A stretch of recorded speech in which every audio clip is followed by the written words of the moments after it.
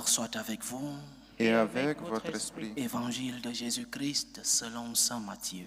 Gloire à toi, Seigneur. En ce temps-là, Jésus, arrivé dans la région de Césarée de Philippe, demandait à ses disciples: au dire des gens, qui est le Fils de l'homme? Ils répondirent: pour les uns, Jean le Baptiste, pour d'autres, Élie, pour d'autres encore, Jérémie ou l'un des prophètes. Jésus leur demanda: et vous, que dites-vous? Pour vous, qui suis-je? Alors Simon-Pierre prit la parole et dit: tu es le Christ, le Fils du Dieu vivant. Prenant la parole à son tour, Jésus lui dit: heureux es-tu, Simon, fils de Jonas. Ce n'est pas la chair et le sang qui t'ont révélé cela, mais mon Père qui est aux cieux. Et moi je te le déclare, tu es Pierre, et sur cette pierre je bâtirai mon église, et la puissance de la mort ne l'emportera pas sur elle. Je te donnerai les clés du royaume des cieux. Tout ce que tu auras lié sur la terre sera lié dans les cieux, et tout ce que tu auras délié sur la terre sera délié dans les cieux. Alors il ordonna aux disciples de ne dire à personne que c'était lui le Christ.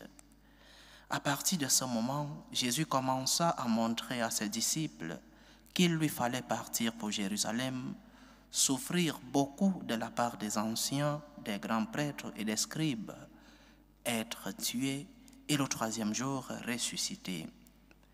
Pierre, le prenant à part, se mit à lui faire de vifs reproches. Dieu t'en garde, Seigneur, cela ne t'arrivera pas. Mais lui, se retournant, dit à Pierre: passe derrière moi, Satan, tu es pour moi une occasion de chute. Tes pensées ne sont pas celles de Dieu, mais celles des hommes. Acclamons la parole de Dieu. Louange à toi, Seigneur Jésus. Le Seigneur notre Dieu veut que nous sachions qui il est. C'est aussi cela, la révélation, ce que Dieu veut que les hommes sachent de lui. Et Dieu s'est révélé depuis les temps anciens, Ancien Testament. Et la plénitude de cette révélation s'est manifestée en Jésus-Christ notre Seigneur. Et nous, comme chrétiens, nous sommes appelés à savoir qui est Dieu. Qui est Dieu pour toi? Qui est Dieu dans ta vie de chaque jour? Et pas seulement un discours, pas seulement une réponse de parole apprise soit ou à la catéchèse de la première communion, soit à la maison, mais une réponse qui est pleine de contenu. Pas une réponse de lèvres, de paroles, mais une réponse qui traduit l'expérience que nous avons de Dieu. Parce que Dieu est expérience, c'est cela l'incarnation. Dieu est expérience. Et donc, la réponse que nous donnons à Dieu sur la question de qui il est dépend de ce que nous vivons. Si pour toi, ton quotidien est un quotidien vide de Dieu, alors tu donneras une réponse apprise. Parce que tu es chrétien, parce que tu vas à la messe et parce qu'on te l'a enseigné. Mais si pour toi, ton quotidien est plein de Dieu, tu donneras une autre réponse. Une réponse d'amour, mais une réponse d'expérience. Parce que Dieu a voulu que nous ayons l'expérience de lui. Parce que l'entrée de Dieu dans l'histoire, incarnation, c'est une entrée qui vient favoriser et qui vient montrer à l'homme qu'il peut toucher Dieu du doigt et donc avoir une expérience de Dieu. Le Seigneur te pose donc la question aujourd'hui: qui suis-je? Et quelle réponse lui donnes-tu? De belles réponses pouvons-nous donner, nous tous. Des réponses que nous avons apprises dans les catéchèses, à la maison, dans les collèges pour ceux qui ont fait des collèges religieux. Mais nous devons donner une réponse du cœur, une réponse d'expérience. Tu es le Dieu de l'amour. Tu es le Seigneur dans ma vie.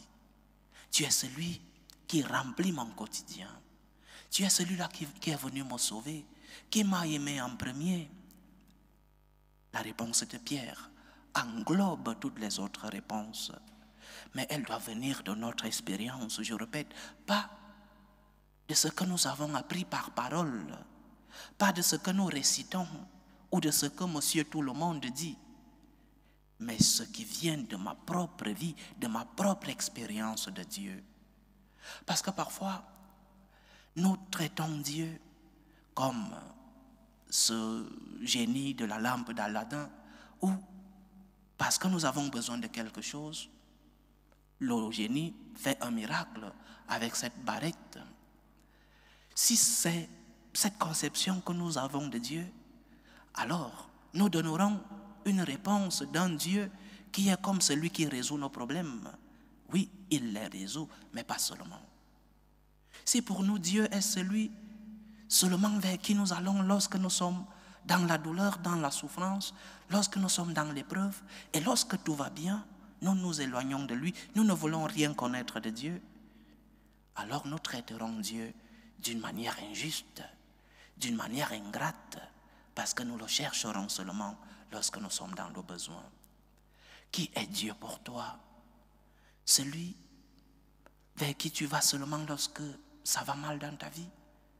Ou alors, celui avec lequel tu veux construire une relation d'amour? Celui avec lequel tu veux construire une relation de gratitude? Hier, dans la fête que nous avons célébrée, la fête de la transfiguration de notre Seigneur, je parlais de ces deux moments de notre vie. Un moment de lumière, le mont Tabor, le mont de la lumière, le mont où les trois apôtres ont vu le Seigneur transfiguré, le Seigneur qui s'est manifesté d'une manière extraordinaire. Nous vivons aussi des moments de lumière dans nos vies. Mais aussi, il y a un autre mont, le Golgotha, le mont Calvaire, le mont de la persécution, le mont de la douleur. Et c'est le même Christ transfiguré au Tabor qui est transfiguré au Calvaire. Nous ne pouvons donc pas choisir un Dieu à la mesure de ce que nous cherchons. Nous devons croire en un Dieu total, en un Dieu dans sa plénitude, en un Dieu vers qui nous allons lorsque ça va bien, gratitude, et lorsque ça va mal, confiance. C'est cela le Dieu de Jésus-Christ. C'est celui-là qui est venu nous sauver. C'est celui-là qui a voulu entrer dans ton histoire pour te montrer qui est Dieu, pour que tu saches qui est Dieu, et en sachant qui est Dieu, tu sauras comment construire une relation avec le Seigneur. Tu ne pourras pas construire une relation avec Dieu seulement lorsque tu vas vers lui, quand tu es dans le besoin.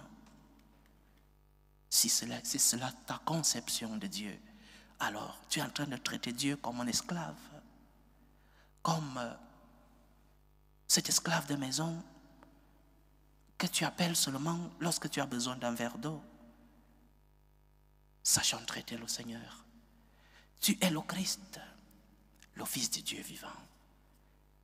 Cette confession de foi de Saint Pierre doit guider notre vie. L'expérience d'avoir reçu le Seigneur, l'expérience d'avoir connu celui-là qui est ton Dieu, l'expérience d'avoir reçu de l'amour de Dieu, et malgré tes faiblesses, malgré tes chutes, malgré tes misères, de vouloir donner à Dieu ce que tu as reçu. Amour en retour, gratitude. Dieu t'a aimé en premier. Ce qui devrait sortir de ton cœur, c'est, après avoir fait l'expérience de cet amour de Dieu, de lui dire: Seigneur, je suis faible, mais je te reconnais comme le Christ, le Fils de Dieu vivant, celui-là qui est venu nous sauver. Jésus-Christ est Dieu.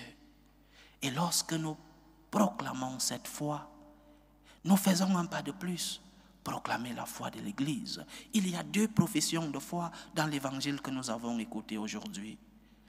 La profession de la divinité de notre Seigneur, proclamée par Saint Pierre, une profession christologique, et la profession ecclésiologique professée par Jésus lui-même: tu es Pierre, et sur cette pierre, je construirai mon église. Mais entre ces deux professions, il y a un chemin, et c'est le chemin de la croix.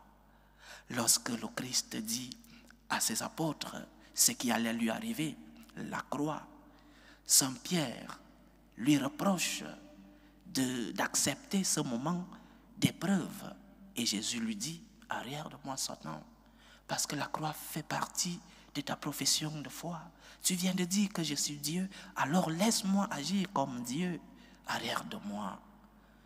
Entre le Christ que nous croyons comme Dieu et l'Église qui est instrument de ce Dieu, il y a la croix. La croix fait partie de ta vie. Il y a des croix évitables, bien sûr. Si tu es malade, va à l'hôpital. Mais il y a des croix inévitables, des croix qui nous purifient, des croix qui nous transforment, des croix qui nous sanctifient, parce que le Seigneur nous aide à les porter. Tu es le Christ, le Fils du Dieu vivant. Croyons en ce Dieu-là qui s'est fait chair, qui est entré dans notre histoire et qui nous montre qui est Dieu et comment nous comporter devant ce Dieu qui est d'amour. Que le Seigneur nous aide à professer sa divinité. Loué soit Jésus-Christ. À jamais.